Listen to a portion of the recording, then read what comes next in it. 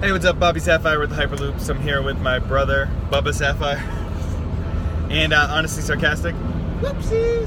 Toasty. And we're just driving home from PAX Unplugged. Had a pretty good weekend for the Hyperloops in both Destiny and X-Wing. My brother Matty top 16'd the Open, got himself the Red Squadron templates and a big ass gold coin. I'll pull it down a little bit. It's pretty fucking cool. Honestly sarcastic, my pal back there, he 6-0'd the Destiny GQ with Ron Snoke, ripping people's hands apart. Reflex 6-0'd the Galactic Qualifier, the Hyperspace Extended Qualifier in X-Wing, going 6-0, earning that world seat. He ran the same list that he and I ran in the System Open.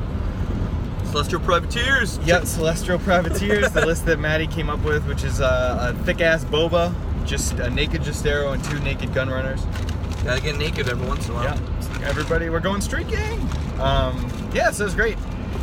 And we're just talking about takeaways, so we figured we'd throw it up into a vlog, classic Hyperloop style. Joe said we gotta do the vlog. Joe said it's we not gotta do wrong. The vlog. Always this do. is for you guys. Always Fans. do the car vlog. Let me try and get. Oh, there we go. We can get Joe in the shop more. Look at that. I know you guys love it, so I figured I'm gonna make them do it, so you guys got something to watch. And I'm on trying not to hit pothole duty. Yeah, because like Joe, he gets fucking holes in the tires. Yep. So that's So- the breakdown. So you know what? I'm gonna host this now because I don't got shit to say about X-Wing.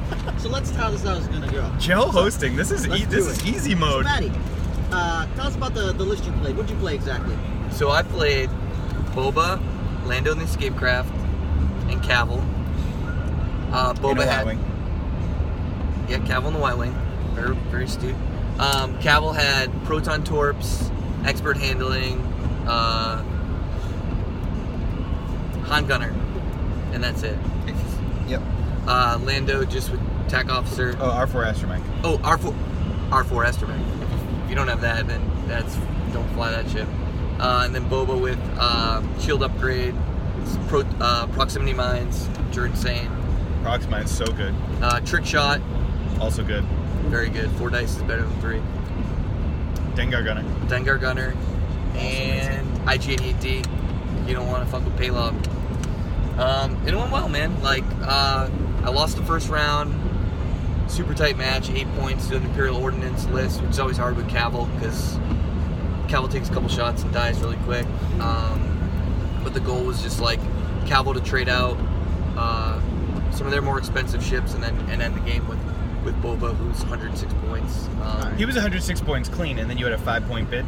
3-point bid. 3-point bid, so he was really 108 points. And there's not other than Dash, there's not really another 100-point ship in the meta. Reflex and I ran 101-point Boba, including the bid, and like Maddie's strategy would totally trump ours, which is trade Justero and the Quadrumpers for 100 points, and then keep Boba alive. And then Boba also has the firepower to, like, if Boba gets half, to take out another 50 points. But so, like, that's essentially the strategy Maddie had. He just did it more aggro with Proton Torps, and then Cavill can obviously do a lot of damage. So Bubba, tell me about your most memorable match the entire event. Oh man, the most memorable match had to be the top 16 bubble match. So I went 5-1, made the cut. I went 0-1, 5-0. Then I made the cut, and then I played against 6 Academy Pilot TIE Fighters and a Red Line, and it was a fucking bloodbath. His Academy Pilots went right for Cavill, and I was definitely not cagey enough, but I got super lucky that he went to target lock, and it was like half of a millimeter out of range. Alright, that was huge. Because if that target lock goes online, Cavill's gonna get just absolutely blown up. So Cavill living there, 2 banking, clearing when it was really close to a rock was huge, because Cavill was able to just trade a bunch of points with his guys and live long enough that Boba took on Red Line and three of the Academy Pilots by himself. I got Boba into range 1 with his ass shooting out at fucking Red Line. Did a lot of damage there, and then in the systems phase, dropped a prox mine to kill him. Hit all 3 damage. Yep, hit all 3. I think I only needed. No, I thought you needed all 3. I could hit crit, could have worked because he had a fuel leak. Okay. Yeah. But yeah, Need to do 3 I needed to do 3 damage, and I had 2 ways to do it. And fucking got him. And I got there, and that was insane. And a big thing there was Dengar Gunner. Just, you know, Academy pilots don't want to take 1 damage, so there's a few times he couldn't shoot. There's a few times it did one. It actually did 1 damage one, so that was huge. So that one was like a really tight match. And also the implication was I got 16, so I got the templates. Yeah. Templates, baby. So now, talk to me here. If there was something you could change in your list, so I guess the question is, if you think back in your list, was there anything that you were kind of sad that you didn't have, or you would change now since it's post-event? Man, so as these guys know, I agonized over the final points of my list for hours, way more than it mattered. Not even including the 4 out of the 6 hours we talked about his list on the ride down. Days before, I would come home from work and Maddie's just on Yasby, like zoned in, and I'd have like all these messages. What about this? What about this? And we'd go in this circle of like cards he wanted to play. And once I just decided to make a decision, it became a lot easier. But the one thing that I definitely missed was I had seismics on Cavill. I was also running L3 before. I'm happy with Lando. I think the rerolls on defense keep him alive, and it's easy to clear the stress. So I'm okay with that. But yeah, I miss seismics because I think against only having 2 really good ships that shoot, and Lando's no slouch at times, having extra firepower there would have been nice. There's a few times where I missed the seismics for sure. Yeah. So like, if you were gonna put the seismics in, what would you dig out? Not so sure yet. Yeah, I mean, I might just go back down to L337 because my Lando wasn't shooting enough. But I'd really have to consider that, or yeah, I'd say that. I would say just maybe checking down that, 'cause you want the heavy boba. I liked my 3-point bid. Maybe there's a world where you go to a 2, but I liked where my bid was because I only ever had to go second once. It's only 3 points, so my list was still pretty beefy. Well, but congrats again on top 16. Thanks, dude. Glad to see you here. First time. I just met him. First? Yeah, I've only been playing for a couple months. And he's only been playing a couple months, and this was his first event that was more than 4 rounds. Yeah, man. It's tiring. It's like the Hyperloop X-Wing coaching team. That's right. Yep. He took the move into your house boot camp tier of Patreon. Yeah. Where Matt coming moved to a into my Patreon house, near you. And only we play. Requires blood ties. And we play 10 games a week, in addition to going to like 2 league nights a week. Find this medal. Did you show the template yet? I showed a template. Yeah. How about you, Mike? How'd it go? Talk to us. I went 4-0-0-2, which is like, I've done that in a lot of Magic PTQs.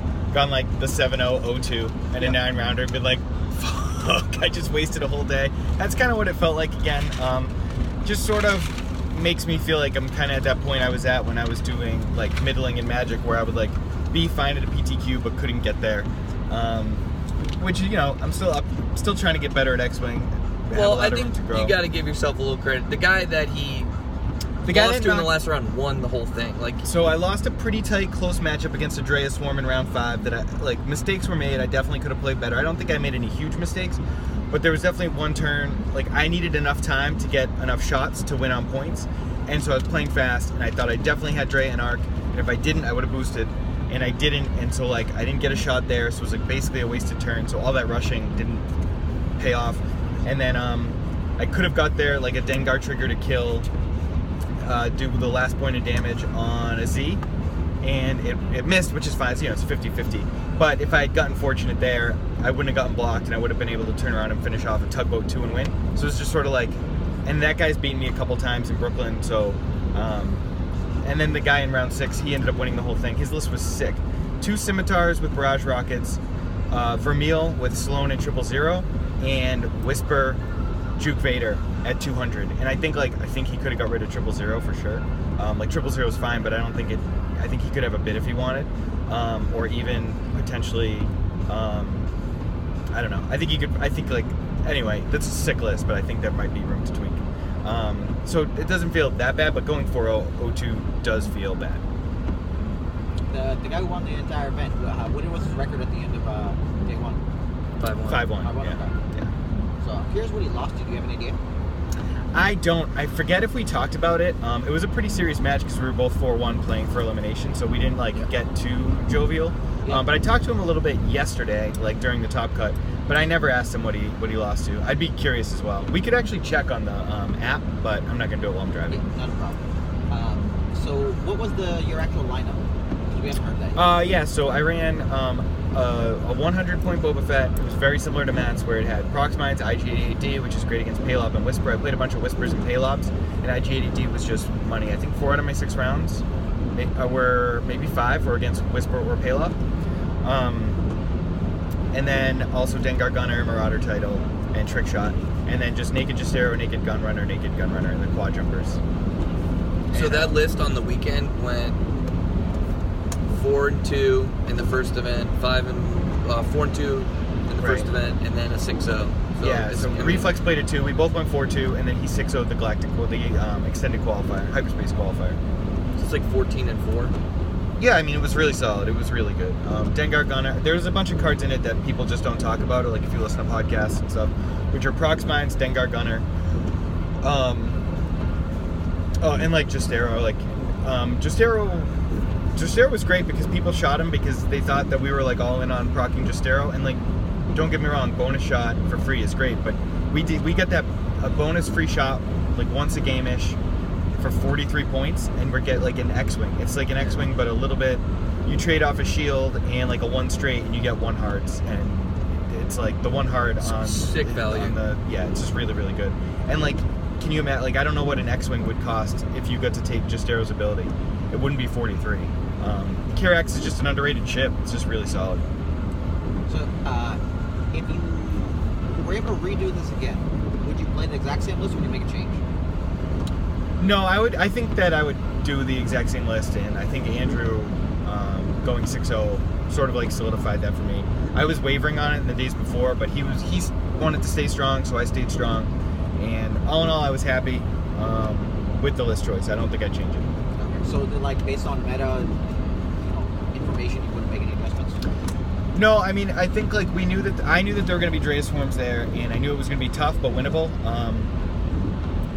Yeah, I think it was a good meta call. I think it was fine. It was good. Like, it's good against all the Paylob lists. We're better than every other Boba except Matt's, which like I think like if we went through all the lists, I would say that we had the 3 fattest Bobas in the event. Yeah. So like, I'm not obviously gonna regret playing 101 point Boba because my brother brought 106 point Boba. You know.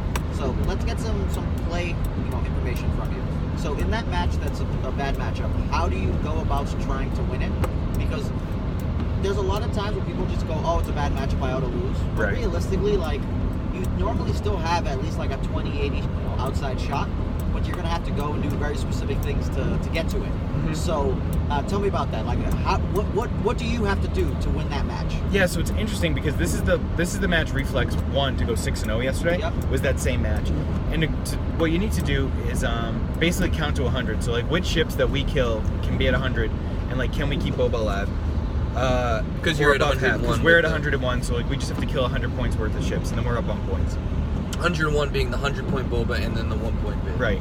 So like, we look at his list, and it's like he's got 2 ships in the 40 range, and then a bunch of ships in the 25 to 28 range. So it was like, kill one of those 40 pointers, and 2 of the 25 pointers, or kill 4 of the smaller ships.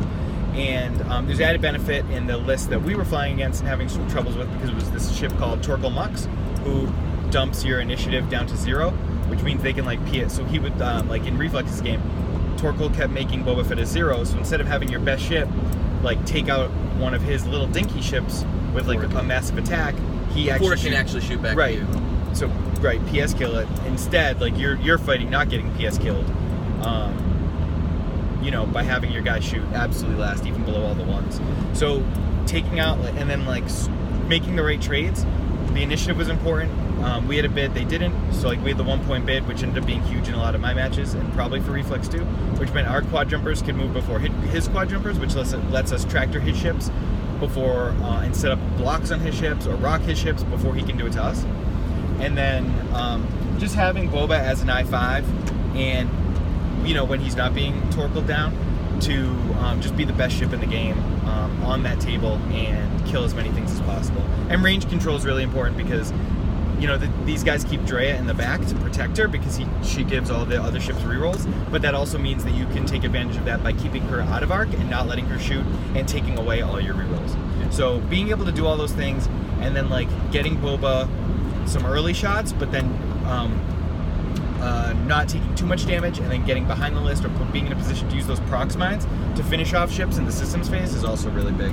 So there are a lot of things to do. It's just a lot of ships to kill, and with 10 ships on the board the entire game, the game goes really slow, and so you don't have as many turns to win as normal as you would like. Gotcha. So you got to speed up your play just a little bit, make sure you can get there in time. So Maddie, what about you? Is your matchups very similar to his setup of matchups, or are we talking? I'm a way bigger dog to the Drea Swarm.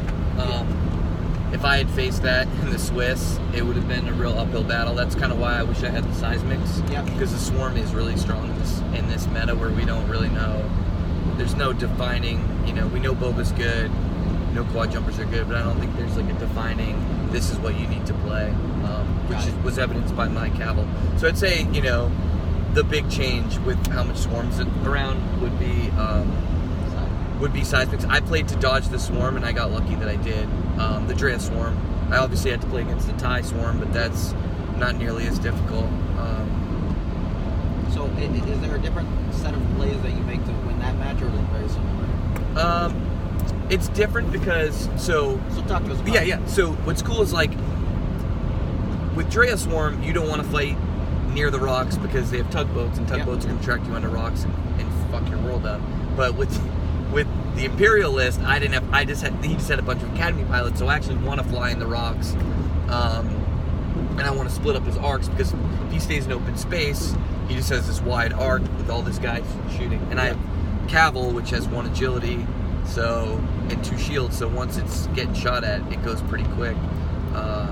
And I not rewatched obviously because it wasn't streamed, but I had some pictures from the game I played, and I flew my Cavill right at him, which was not the right call.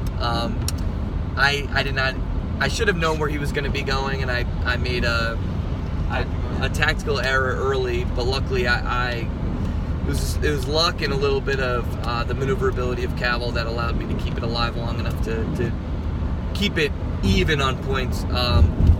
So basically, I flanked down the side with my Boba to try to draw his fire, but I maneuvered Cavill the other way too early, and he went right into the open space, which is pretty obvious. He wants to fly in the open space. So I didn't draw any guys going towards Boba quick enough. So he just went all in on Cavill. So that was my mistake there. So looking back at the match, I would have been way cagier and way more patient with Cavill, and I think I could have got a better first engage. The benefit to what I did in him going all in on Cavill was that Boba didn't get enough shots early, but eventually started to get free shots and was at full health by the time he joined the fight. And he basically, one-shotted a red line between the shot, the pot shots, coming in, shooting out the back with Marauder range 1, and then dropping a bomb, proximity mine. Boba did what I needed him to do. I just could have played it better so that my Cavill went longer. And this is the top 16 match, right? Yeah. Well, but for only having played the game 2 months in, very strong showing. Big fan. Wish we could have Reflex here to also get into thoughts on takes on the matter. But he's playing Destiny. I heard that some new stuff came out. Can you tell me about it? New stuff? Yes, there's new stuff. Oh, like new sets? Yeah. Oh yeah. I mean, there's new factions that are coming out. Like the old factions are coming back. Resistance and First Order, which were part of the Rebellion. Yeah, Wave 2, which were part of Rebellion and Empire in 1.0. They're finally getting released for 2.0. So we'll have two new factions to play with like all your favorite pilots and stuff from the new movies. Yeah. So but like all the other podcasts have talked about, read all the cards and stuff. It's just it's gonna be cool because Kylo and Quick Draw and Omega Leader, who's now Midnight, are like some of the most favorable. Like people love those ships. I love them. They're super fun to play. They're also very good. Poe Dameron is going to be absolutely insane. Rey is going to be insane. All the new cards. It's like a power creep coming up. Yep. Tough to say without putting them on the table, but a lot of the things are the same. And then the points got leaked, and they seem aggressively costed enough that like it's almost as if you're not playing these factions, then you're living in the past. Yeah. So I think it's gonna be cool, like as someone who's only played for 2 months, to get some new stuff in there, because I've only been playing Scum. So I'm really looking forward to like sleeving up some First Order and getting those ships on the board. Yep, we got our quick draw spot glosses ready to go. Yep. So I'm ready for that. Yeah. So that'll be super cool to see how that that shakes out. It'll be fun. If you had to pick one thing out of this second wave to be, I guess, this is going to dominate the meta or the deck list or your roster, what would it be? Kylo Ren. Why? His ship is incredible. He's got the Force. Yep. And he can take a card called Supernatural Ability, which lets him do repositioning before he moves. Yep. And then the dial, like, there's so much blue on that dial. It's like water world on that thing. It's like every maneuver clears stress. There's just so many different things. And then he has his ability, I'll show you the dark side, to like take out Panic Pilot from the damage deck and assign it to a ship. So if you ever get a crit, it automatically assigns Panic Pilot to them under the shields. So you can double stress them from under, like even if they have shields to block it, his ability goes under the shields and fucks them. Double stresses people. Yeah. As someone who, my Cavill got 6 stress in one shot this tournament. From Rexler? Yeah, from Rexler. I still don't know how I won that one. Boba Fett's really good, and at 106 points, he's even better. That sounds broken. Yeah, Kylo sounds sweet. All right, Bubba, your turn. Pick Oh one card. man, to be honest with you, I've not looked at any of the new shit basically because I was so worried about this tournament. Just say Poe Dameron. Poe seems really cool. Obviously gonna try out Quick Draw because I got that sweet card. What's Poe? Poe's in an X-Wing. He has what the old used to be called push the limit. He can just take 2 actions. He can always take an extra action for a stress.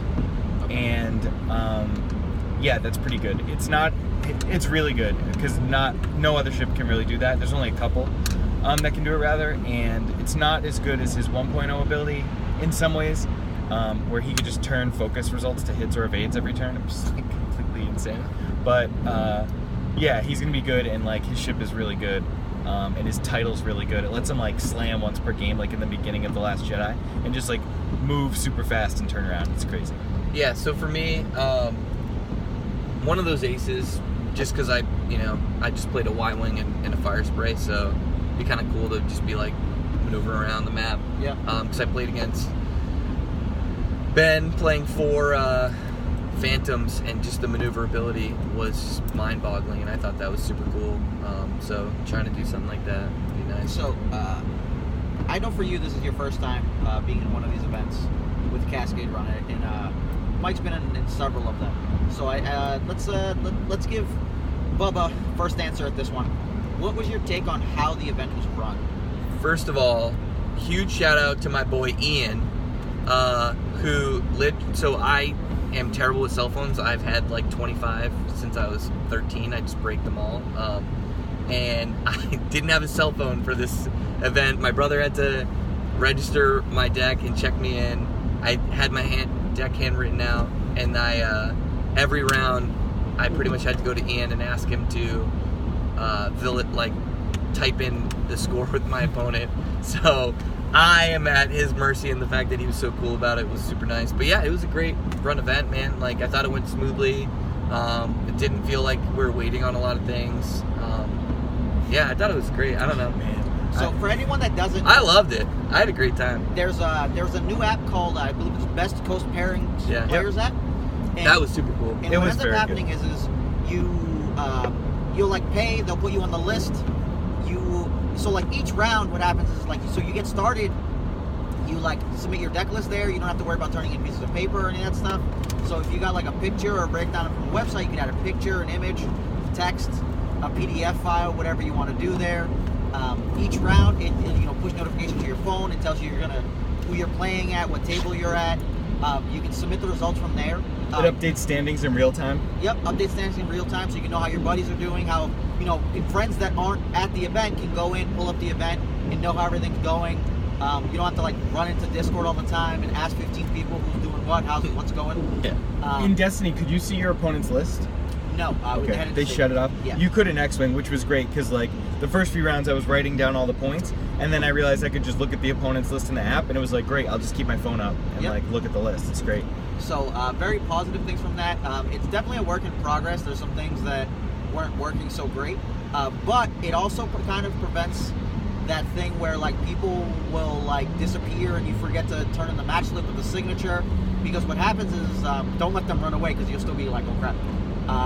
You go in, you put the score, and then it asks you for a pin from each of you and your opponent that you registered earlier on, which you can also reset in the app very quickly in case you screwed up. And then it submits it, does it right away. So like things just run much smoother with it than what we've ever seen, and like that was phenomenal. What about your thoughts on it, Bobby Sapphire? Best Coast Pairings app was insane, but for as insane and amazing a positive experience it brought, like I don't know why in between rounds took so long, because like it's just a button for them to push. So I don't know if they were like double checking literally every round because it was the first time they were using it for a big event. But man, like the tournament taking 12 hours for 6 rounds is fucking, it's really old. I'm so sick of 12-hour tournaments. Granted, we started an hour late, but like we didn't get out of there till 10 and it was supposed to start at 10. It was late day. So like 12 hours for 6 rounds. They just shouldn't take 2 hours.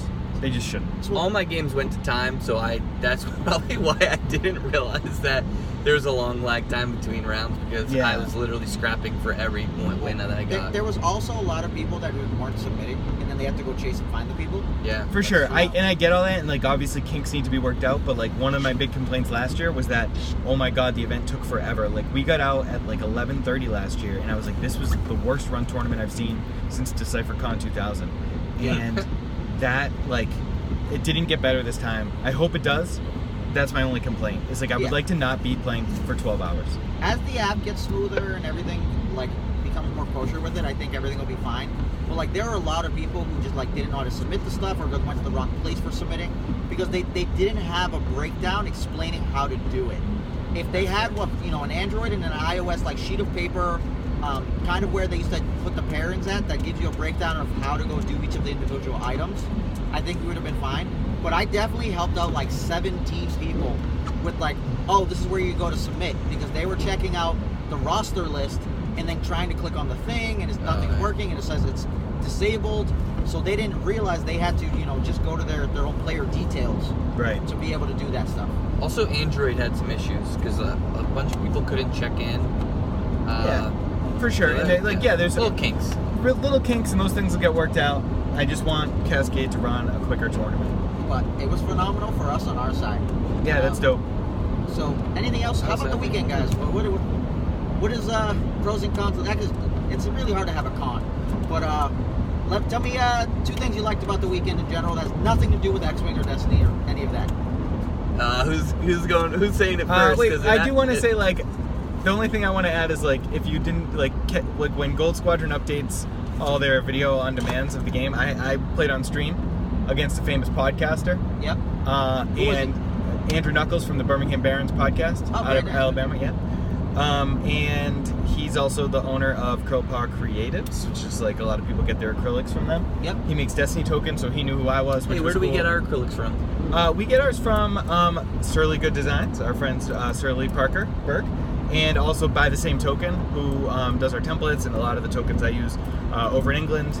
I'll be for Christmas buying Maddie my favorite template tray that I wish I had for those dope Rebel templates. He has to have it. It matches them perfect. Lets me live with them. Lets me drink all his coffee. Jesus. Drove me here, and now.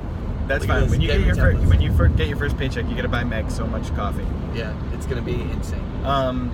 So that's one thing. Like I really liked playing on stream. I liked winning on stream, and even though like I got lucky and rolled a lot of evades tactically, the people who were evading were not the people who should have been shot.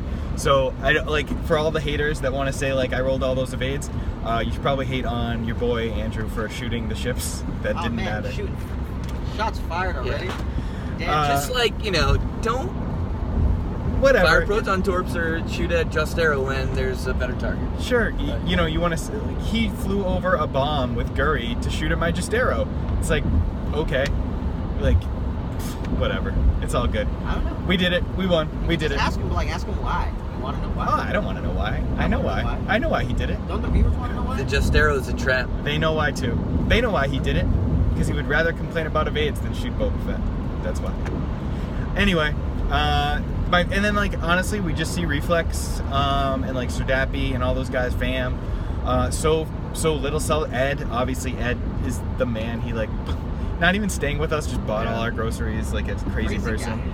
Just like goes and gets. Ed is the benefactor. He modded me the most beautiful slave one. Everyone, like so many people came up to me and was like, "Oh my god, that slave one is perfect."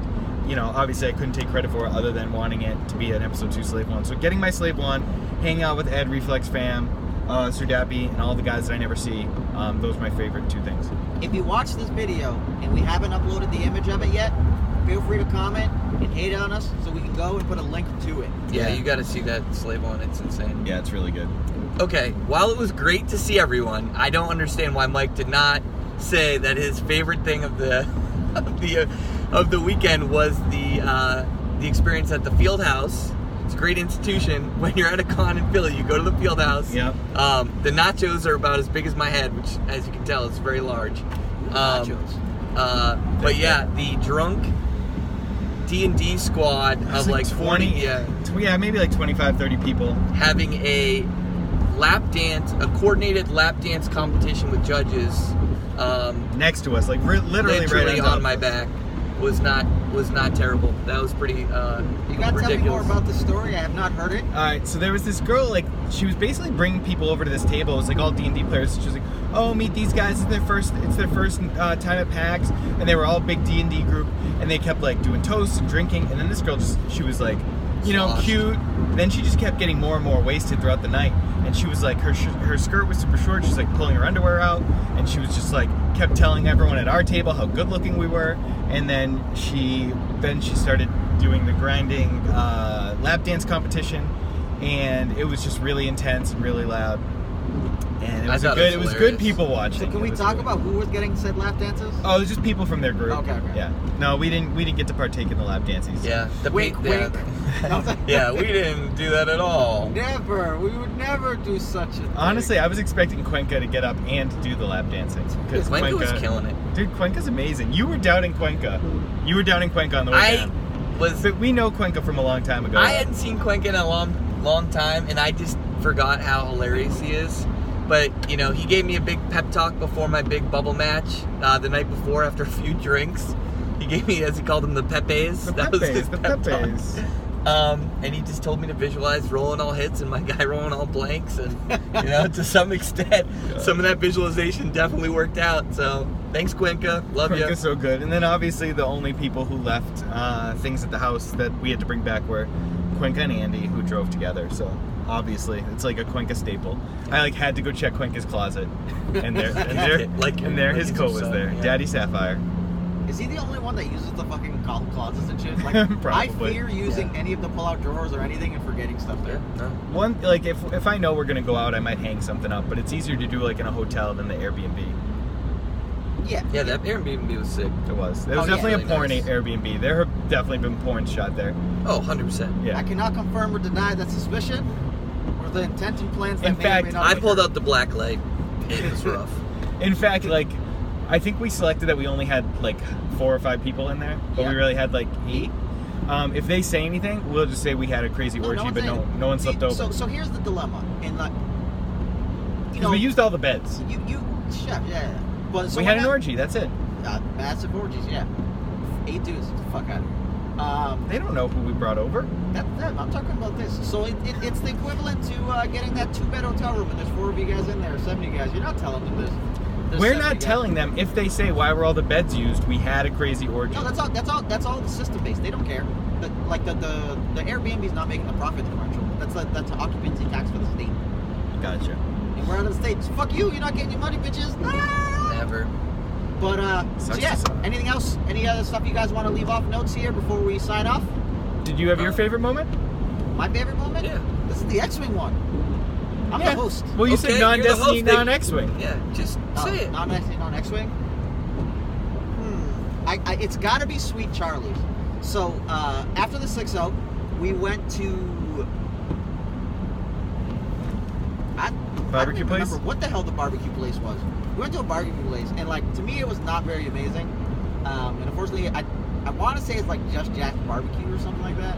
But if it's not, then sorry, I just fucked somebody over a bit. Are you thinking of Just Jack, like Jack from Golden There was Dice? definitely some barbecues. I swear it was like Just Jack, and I don't remember. I was tired, and I found stuff in the barbecue. Hold on, we gotta wrap it up because I gotta turn. Okay, it was All right. not that great, but you guys have a great one. Hyperloop's out. Deuces. Deuces.